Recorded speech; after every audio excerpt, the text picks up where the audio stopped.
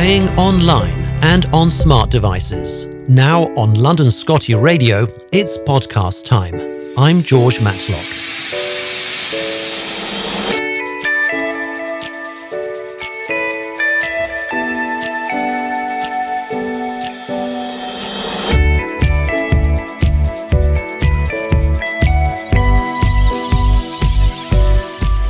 And a big welcome to you. This is Scottie MOT, the health and well-being show from London Scottie Club. I'm George Matlock. We welcome back Cath Marchbank, who's the welfare officer from Scottie rescue charity Stex. A very big hello to you. How are you?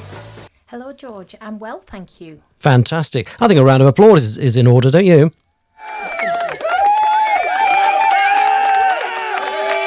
Okay, well, we actually only do that really to encourage the audience a little bit more, and so everybody's involved in the show. Well, no, it's great to have you back, Cath. A quick reminder to everyone who's listening that on Sunday coming, we will be meeting up in central London for the latest walkabout. So be sure to come along if you can. Details are only available to members of the London Scottie Club and via our WhatsApp groups. Also, if you have a question for us on Scottie MOT, please visit scottie.scot. That's spelt Scottie with an IE. Scottie.scot has a radio question form. Just fill that out, attach photos or a short video if you think that might help, and we will endeavour to answer your question in a future episode of Scottie MOT. You can do it now, in fact, while tuning in, since after all, the great pleasure of a podcast is that you can always listen to it again and again. You can rewind and play over it again. Okay, so that's pretty much all that I wanted to say sort of in terms of the announcements. And moving on. This is Jenny. I listen to London Scottie Radio podcasts when walking my lovely Scottie Logan. It's the perfect accompaniment to a leisurely dog walk. I'm Elaine. I like to listen to London Scottie podcasts while chilling with a glass of wine and preparing dinner. It's Max here. I listen to the podcasts and the bubble bath for fab tips. This is Zelda. I like to do lino cuts of Scotties. That's what I do when I'm listening to the podcast. I listen to them for inspiration. This is Fraser, the London Scottie Club podcast. It's a great way to end the day. Well, today we introduce a more sombre mood for the programme. Today's show on account of a very difficult subject. Unlike some of the other topics that we discuss on this show, this is one that is also a topic that will affect us all. No one can really escape it. Some of our listeners may already have been through this. Others have yet to experience it. Whether you've been through it before or never, it is an ordeal, no matter how many times you face it. I'm talking about the loss of a dog, when your Scottie crosses the Rainbow Bridge and joins the canines in the sky. Dogs don't survive as long as humans on average, so that makes it all the more difficult. Scotties can live up to the mid-teens in human years, but that is the limit. In our club, which has around 150 active members now, we sometimes get informed that one of our VIPs, as we call the Scotties, has passed away. In all, about 10 of our VIPs have passed on since we launched the London Scottie Club back in 2016. It is never easy, and today's programme I want to dedicate to the most recent loss, Rocky. He was owned by Maxine, herself an avid Scottie MOT listener. Cath, I want to bring you in here. I know that this is a topic that is never easy, but in today's programme we will look at how owners should adjust to the loss or to the potential loss of their dog as we prepare for that difficult and fateful day, and also how it affects other pets in the home. Cath, maybe we can start with the owners. I think the best thing is you might be diagnosed, a dog might be diagnosed that it has got a problem, for instance, liver cancer or bladder cancer, but you've got to remember the dog doesn't know. So you want to prolong the life as much as possible, taking the dogs for a walk, doing everything you possibly can with the dogs. If you've got things on the bucket list, get out there and do it. But when the time comes, the dog generally tells you, and it's at that point when the Scotties stop eating, then you know there's a major problem. But we all know at some stage it is going to happen. So be prepared. Have a look round at various crematoriums for the pets. Or are you going to bring the dog's body back to the garden and bury the dog? You know, there's lots of different options. A lot of the times we just leave it up to the vets, and you know, they'll put the dog to sleep and then they take the body away.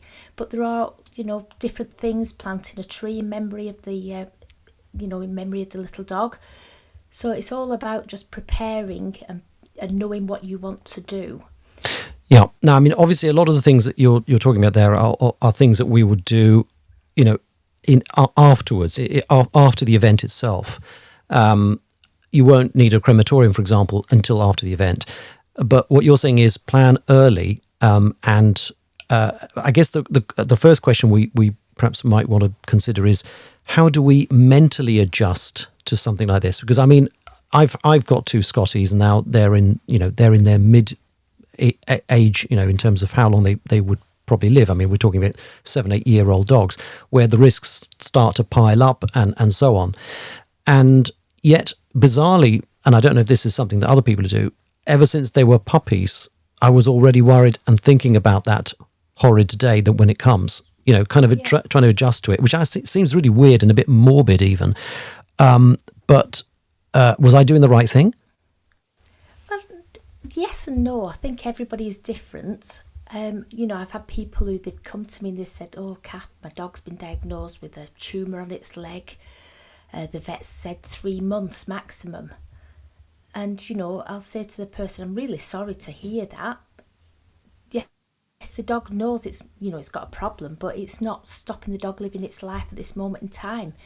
So the key thing is to enjoy as much as possible. But you've got to know in the back of your mind what your plans are, you know, for when that day comes, because sadly, sometimes the dogs will just go asleep in the basket. You know, you put them to bed in the evening and you wake up in the morning and the dog's passed away, which is a lovely way to go, because it's taking that decision away of us, you know, is today the right day, or should we do it tomorrow, or should we do it next week?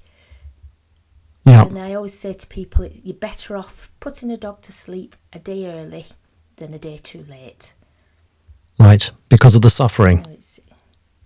Yeah, you know, what you don't want to do is for the dog to be really dehydrated. You know, it's been lingering and lingering, because the thing with Scott is they don't tell you there's a problem. You know, everybody I speak to who's lost a Scottie recently, or, you know, over the years, they'll say, it was absolutely fine, you know, she went for a walk, we came back. The first time I thought there was something wrong, I offered her a tea that evening and she turned her nose up it. And literally they then take the dog down to the vets, and then the vets will do various blood tests and they'll diagnose something really sinister. And generally within the next, it can be 3 weeks and it can be 3 months that the dogs do pass away. I just come in here. You mentioned tea. You obviously mean not the beverage. You're talking about an evening meal for the dog, right? I'm just thinking here in terms of our international audience who might not be as familiar with some of our Englishisms, right? Yeah, and sometimes, you know, it's generally, you know, whatever time you feed your dog, whether it's breakfast time, lunch time, or in the evening, when your Scottie turns its nose up at food, that is the real what's going on. Sometimes it can be just a case of eating too much. I've had some extra treats today and I'm not hungry. But if a dog turns its nose up for 2 or 3 days consistently, then it's, well, you know, we really do have a problem. Absolutely. And we shouldn't jump to any conclusions. It may or may not be something that is terminal. It could be just that they have something that needs to be investigated by the vet. Definitely. Yeah. You know, it could just be a little bit of a tummy upset. They might just be bored of the food. I know we've talked about this before. We shouldn't keep changing the food and the diet of dogs, which I know is something that some people do. But nevertheless, sometimes dogs do just get bored of whatever they're offered. Yeah. You know, sometimes they do. And also sometimes we're feeding too much to the animal and the dog is literally, I'm full and I don't want anything. But this is what I'm talking about, is generally when you've had that diagnosis, you know, from the vet, you know there is a major issue. Yeah, in of course. one hand, yes, to plan what is going to happen when that day comes, and you know, it could be that it's going to be a good, you know, I've had dogs which have survived 18 months when the vets have said 3 months. So when that day comes, it's just knowing what your plans are, what you want to do to make it as nice as possible for the dog and for yourself, so you've got a lot less suffering. Whereas if you've not thought about it and you're just down at the vet's and then the vet said, I really think it's time, the dog is starting to suffer, and if you agree with the vet at that point, then, the dog is euthanised and you haven't given it enough thought, a lot of times you're then beating yourself up, thinking, should I have done anything differently? Maybe I should have got a home visit for the vet to come out and visit the dog at home. So, there are lots of different options. So exactly, and this is a huge challenge, and it puts a real sort of moral hazard at the doorstep of any owner, is how do you respond when the vet has given this opinion? Because it is an opinion, and medical science is a wonderful thing, and vets are, of course, trained and qualified, but they don't always necessarily agree, just like doctors and economists don't always agree on things. So when you are faced with that advice from the vet, should you take time out to think it over, or should you proceed to take the advice of the vet? I think it all depends on the actual situation. If the dog has just suddenly become ill, then it might be definitely make sure that you've done the blood tests, see what the liver and kidney functions are doing. The vets will check the blood pressure, the heart rate, but generally from the bloods they can say, the dog is actually shutting down. Now, there are things that can be done sometimes, if it is a slight kidney issue, the dog can go on a drip and the dogs can rehydrate and they can bounce back, but generally, if that would happen within 48 hours of going on the drip. If the dog's not getting any better, if it's still very, very flat, then, you've got to make that decision. It is the time to, to say, I'm really sorry, but, it's time and it's better to say goodbye. Right. Okay. Well, that's, I think, good advice. And as you say, every case is different. So you really need to think about what was the build up to this decision in the first place. And has the vet done everything that is conceivably possible and affordable? We mustn't forget, of course, in many cases, because not everybody does have medical insurance, but that we've thought through everything fully. Now, I hope that most owners would be generous enough to say that at any cost they would want to be absolutely certain that this diagnosis is solid and reliable, and that they would feel that we've done everything that we can.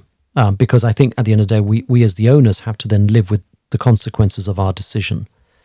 And we're talking here about, for many people, their best ever buddy. That's what the dog is. It's a great companion, who loves us unconditionally and therefore relies on us as well. But you're right. Every case is different, and there's no right or wrong whether you should immediately agree with and sign on the dotted line or for the vet, or whether you need some time out to think it all over and discuss it with others in your family, for example. Because that's the other thing, isn't it? What if there are two owners? I mean, you don't want to make a decision without consulting the other owner or the other partner in your family. No, that's it. I think it's got to be, both owners of the dogs. It's got to be a family decision, but generally the dogs will tell you, and you can tell, the look in their eyes, and you just think, yeah, it's the right thing. And it's an absolutely horrible thing to do, making that decision. But once it's over, it's generally, you sit back and you think, I've done the kindest thing I possibly can. Yeah. At the end of the day, you could take the dog back home. They generally don't want to eat or drink, and they can take up to 5 days to pass away, where they just literally go into a coma and don't come round, and then, the heart will eventually stop. Now, one of the more controversial issues that crops up is where there are indeed two owners, or at least two people. I mean, quite a few of our members, for example, who've registered to become members of London Scottie Club, they are joint. They are husband and wife, or they will, like the two of them will actually feature on everything. They put both of their names down for everything. But in legal terms, is that the case, or is there just one person who can be the registered owner of a dog? Generally, if if it's that time and I've got to take a dog to be put to sleep, my husband, he hates having to do that job. He said, I'll do anything else with the dogs, but to be there when they're actually being put to sleep. So unfortunately, I do have that job. I have to take them down. If I'm not around, he will be there for them, because the worst thing is actually leaving a dog on its own with nobody being around. That's upsetting for the dog and it's unfair. But, we've generally spoke about it and we've made that decision that, now's the right time. Right, so you kind of agree among yourselves, but what if you get a situation, and I don't know of anyone that comes to mind. I mean, you hear about these disputes in families where humans are involved, but and there's an issue over the life support machine or whatever.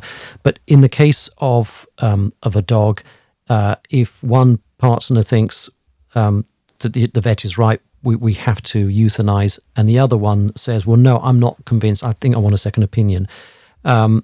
Who ultimately makes the decision? I mean, in that sort of situation, is it that, I mean, if they can't agree among themselves, is there a registered and therefore legal owner who has the final say?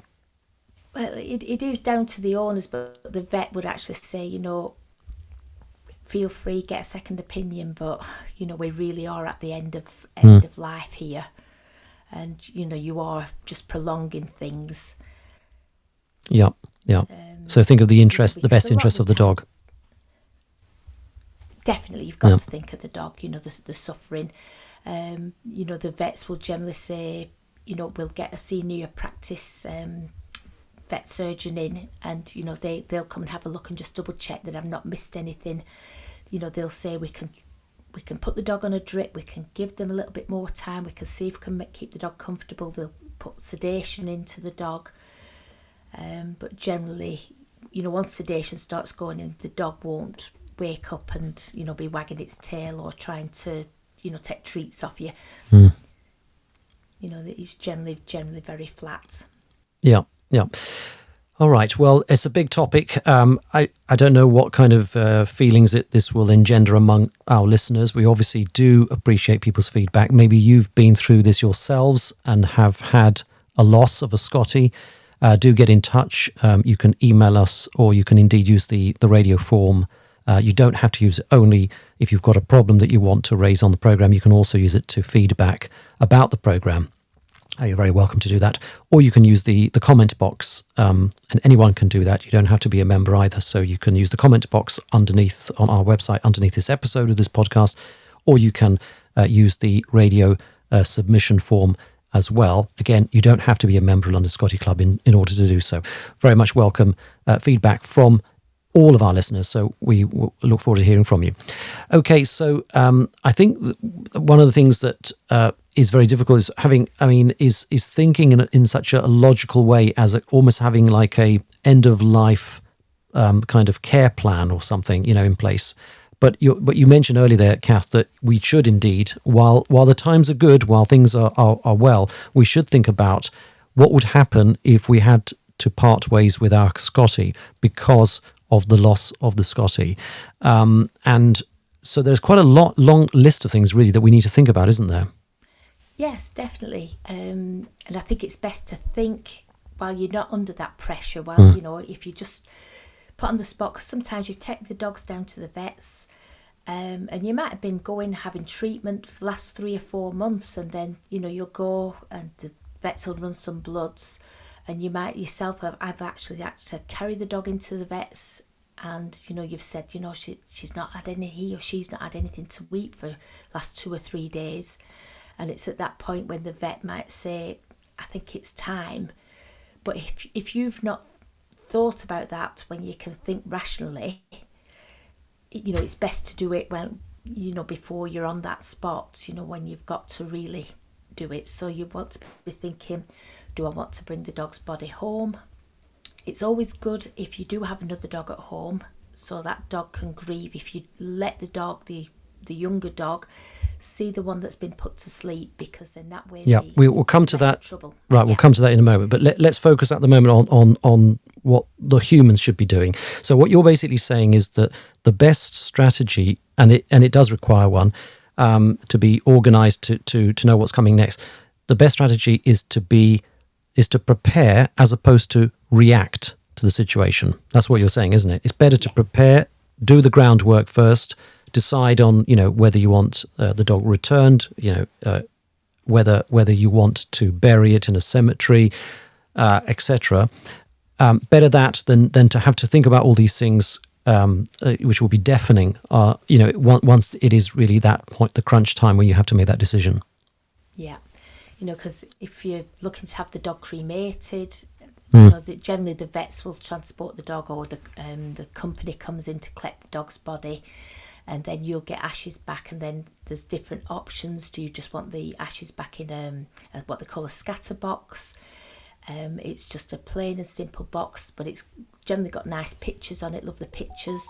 And then you can either bury that box in your garden, or you can just sprinkle the ashes maybe where you walk your dog, favourite place, down by the river, in the park. Or you can get the dog's ashes back in a nice wooden casket. Have the box engraved and keep that with you in the house. You can, with photographs of the dog. Maybe keep the name tag and the lead as well, collar and lead by the box. So there's lots of different options.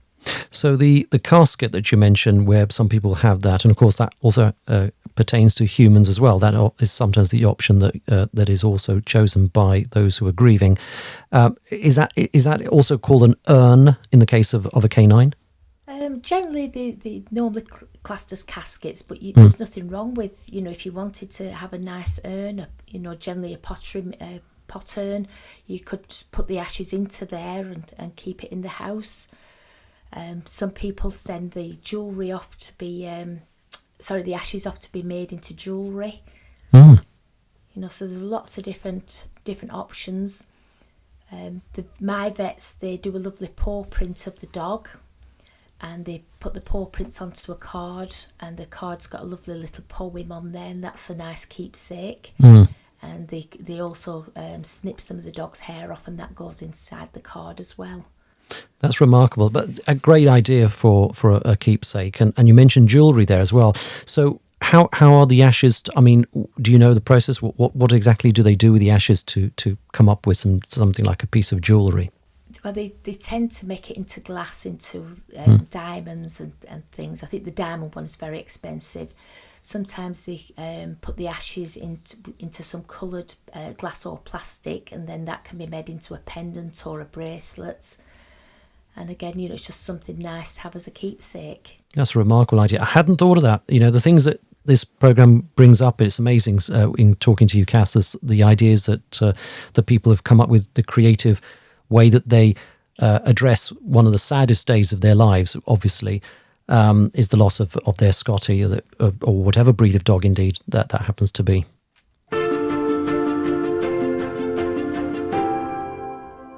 We're staying on the topic of losing your Scottie, and really wanted just to ask you one more question today, Cath, and that is, you hinted on it earlier, but I want to come back to it now.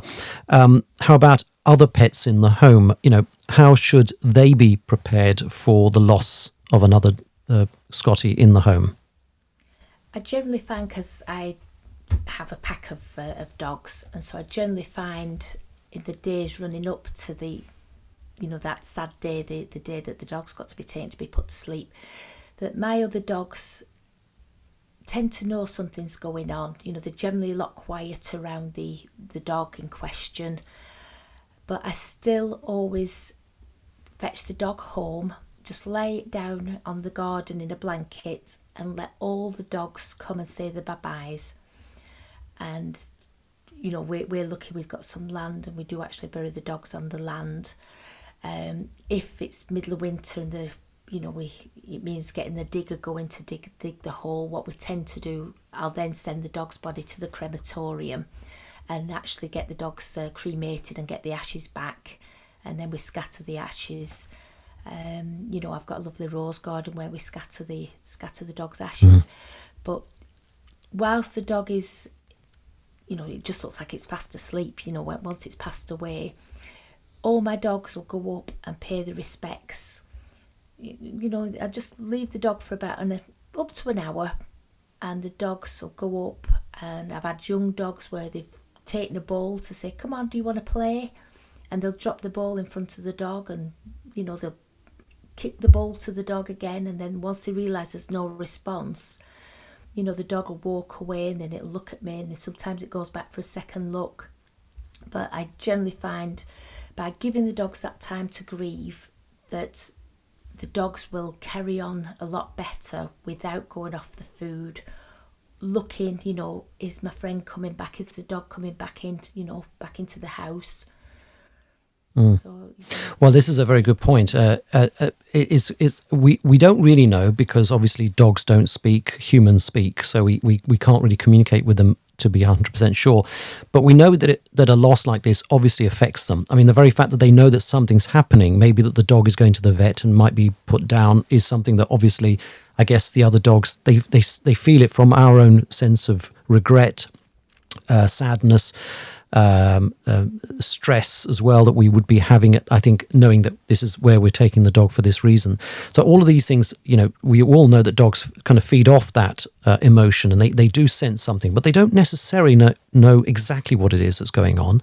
So I guess that in that sense, it's fascinating to know how dogs react, and what you described there very graphically, and I appreciate that very much, is, you know, the dog taking the bowl and dropping the ball in front of the dog, and seeing there's no reaction. Do you think at that point the kind of the message has got home? Do you think that at that point they realise what actually has happened? Yeah, definitely. And without that, you know, when I speak to, because I do get a lot of people who ring up and they are grieving, they're very, very upset. And I always say it's best to talk to people, you know, another fellow dog owner, anybody from Stex Rescue, anybody in London Scottie Club. I hope everybody would give the time to speak to somebody, give them a shoulder to cry on, because it's an awful experience. You know, sadly I've lost lots of dogs over the years, because I've taken in a lot of rescues where they've been elderly, you know, very poorly on the last legs, and I've given the dogs the best, what I think is the best few weeks of their life. I think one dog, I think probably 3 days we had her, she was very poorly when she came in. That's been the shortest time. And then I've had some dogs where, you know, we knew they were very poorly, and they've gone on for another 3 years. But, you know, they've been on life support as such, or end of life treatment. And, you know, but the dogs have rallied round. But those dogs become part of my pack, and even a dog which has only been with me 2 or 3 days, I'll always just let my other dogs say bye-bye. Now, listeners who are listening to this, Stex obviously does a lot of work around Scotties, and sometimes it's rehoming and sometimes it's other issues. But certainly one thing that's obviously very obvious from this discussion is that Cath, you have obviously your own dogs, and you've had generations of dogs of your own at home, which are Scotties, I'm pleased to say. But you've also, as you said, had to look after dogs which are nearing the end of their time. If you were to quantify it, how many dogs do you think you've experienced passing away? Ballpark. Ballpark, well over 50. Wow, over 50 dogs. Yeah. Does it get any easier? It doesn't get any easier. No. You know, like the vets always say to me, I don't know how brave you are, but they don't see me once I've walked out that surgery. I can't, you know, I've generally they know that if I ring up and I say it's time, they know with my experience, they don't question it. And so they'll have everything ready in the surgery when the dog goes down. But, you know, if you see me in the car park after, you know, I've got to sit there for a good 15-20 minutes before I can actually get behind the wheel of the car to drive. Do you well up? Do you mind me asking? Do you well up every time? Yeah.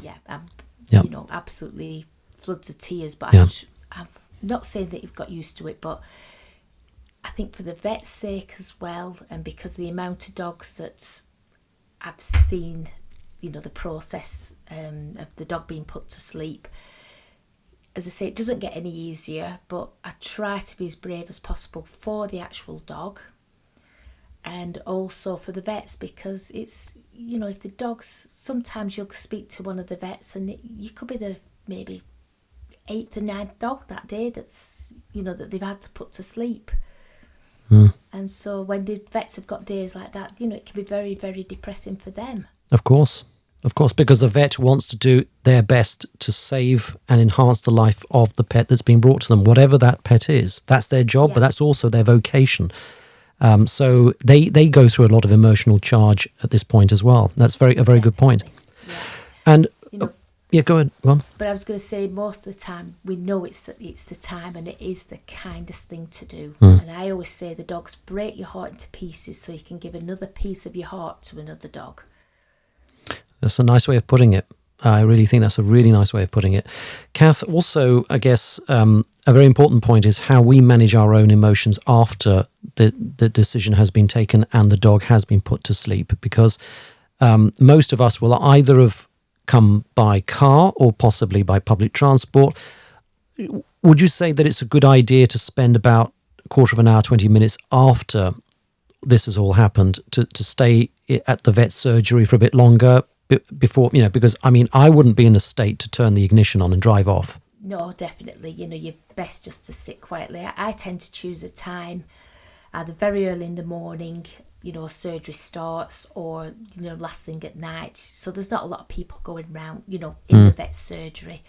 The worst thing, if you're hold of a dog and somebody go, oh, what a cute dog, you don't see many Scotties, and they want to have a conversation, and you're thinking, please go away, I'm here for one thing, we can't do anything else for this little dog. And it might not have eaten something for the last 2 or 3 days, and it's struggling to get out of bed. I always say, if the dog's happy, even if he or she might have an odd little accident in the bed, but if you're prepared to clean that up and the dog's happy and you're still getting a tail wag and the dog's eating, then carry on for another day. Because most vets, you can ring up and say, today's the day, and they will squeeze you in for for this last act that we've got to go through. I guess one thing that comes to mind, what you said there, is of course choosing the moment, which is important. And you're quite right that if you are already going through the start of a grieving process by having come with your dog to the vet for the very last time, the last thing you want is to be answering questions of other owners of other pets who've come in for various other reasons, I'm sure. And it is difficult to choose. I get what you're saying. It's a good idea to come early when the surgery is still quite empty, or coming in last appointment, where hopefully you can avoid those kind of questions and discussions and conversations. But is there a case, and I don't know if all vets do this or whether any do this, but whether there's a sort of, I almost call it a fast track service, so that when you actually arrive with your pet, you can actually go into a separated area with your pet, as opposed to having to wait in the waiting room with other owners of other pets. Is that something that's offered? Because I think that would be, in some ways, quite a good idea. I don't expect any vets to have the resources and the space to have, a kind of a departure. I don't want to call it a departure lounge, but you know what I'm saying, a departure area. At the same time, you do want a sense of dignity, and I feel that we as owners of dogs deserve the same dignity that would be shown, for example, at the loss of another human being that's close to us. Yeah, most vets, they do have a quiet room where you can take the dog in. Some of these rooms, they might have sofas so you can sit on there and cuddle with your dog. Some vet surgeries, they light a candle to say, when there's a little sign up, when you see this candle lit, please respect, somebody's going through the loss of the pets. So there's various ideas and ways round, but it is nice when they do have a separate room where you can spend time with your dog, because sometimes the vets, they'll ask you, are you ready? And if you can always say, I just want another 5 minutes, and the vets will say, not a problem. Just, you can press a buzzer sometimes and just say you're ready for the vet to come through. They can have the dog all prepared, and then they'll go off and start seeing to another dog, or doing some work in the in the surgery, and then they'll come in when you're ready. But the process, I don't know if you want to speak about the process of having a dog put to sleep, which might help some people, George. what happens is the dog's leg is shaved, so they can raise a vein. Sometimes if the dog, they will put a sedative, they'll inject the dog with a light sedative just to make the dog a little bit more sleepy. And then they'll shave the leg.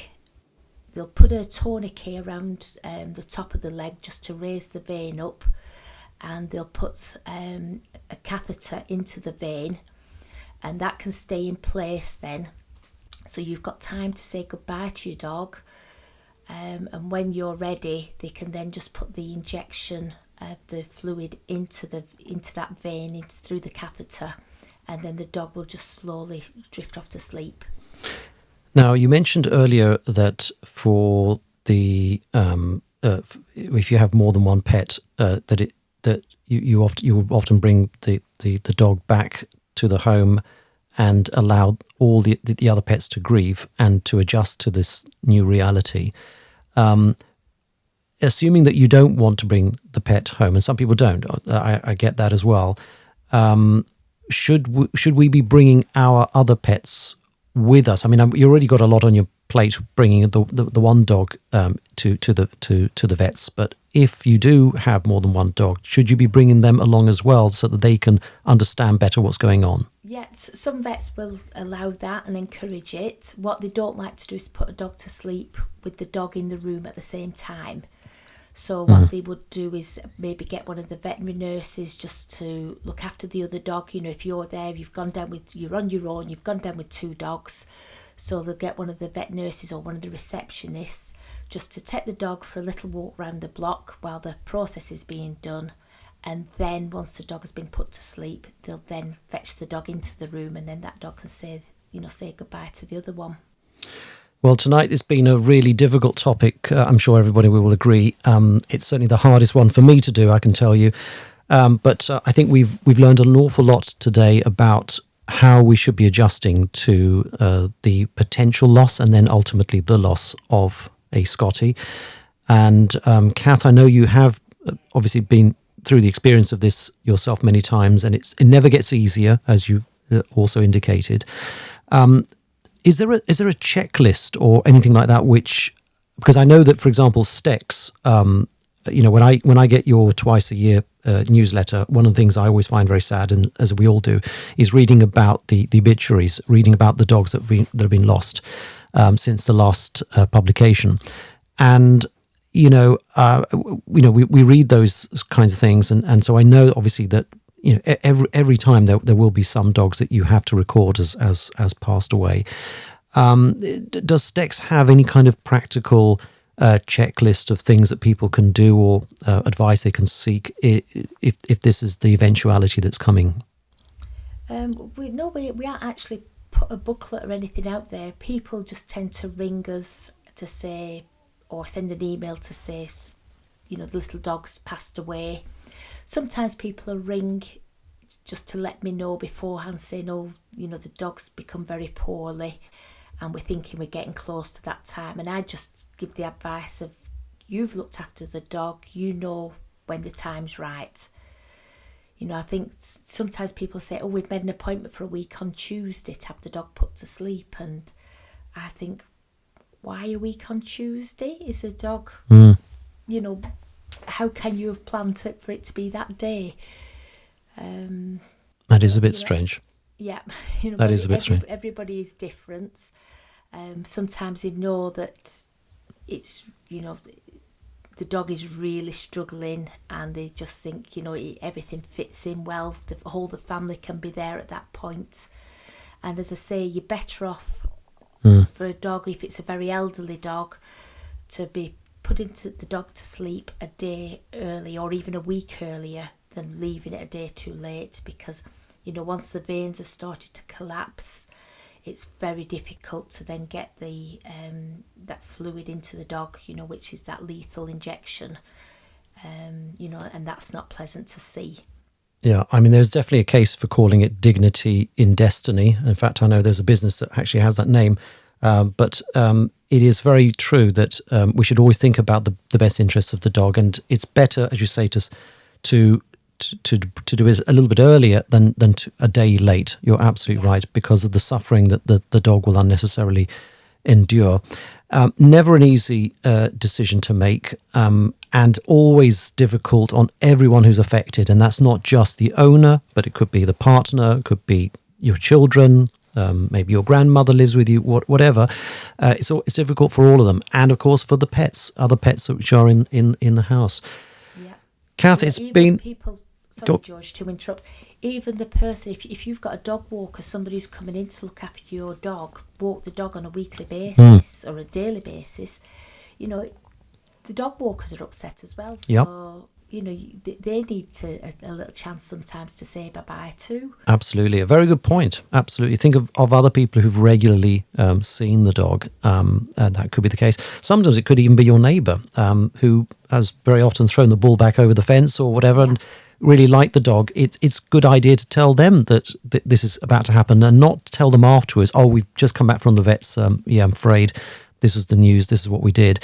Of course, everyone's entitled to handle this kind of communication their own way, but of course, if the neighbour has been very friendly and has really liked the dog and perhaps given it gifts and treats and things over the years, it might be an idea to mention it to them in advance as well, you know, just so they can last little, goodbye and here's some extra treats, because if the dog can be having something nice to eat as it goes, it is a nice way.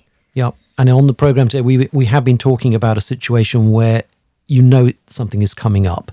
We're not talking obviously about other kinds of tragedies which involve, for example, accidents where there's a sudden, injury or sudden death situation for an animal, maybe hit by a car or whatever.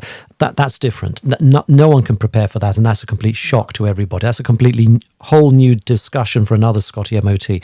But for this one, we're only talking about cases where that the dog has a terminal illness, and where that there is no further cure or treatment that can be reliably provided to that animal, and that really is, as you say, the time is now sort of thing. So yeah, absolutely.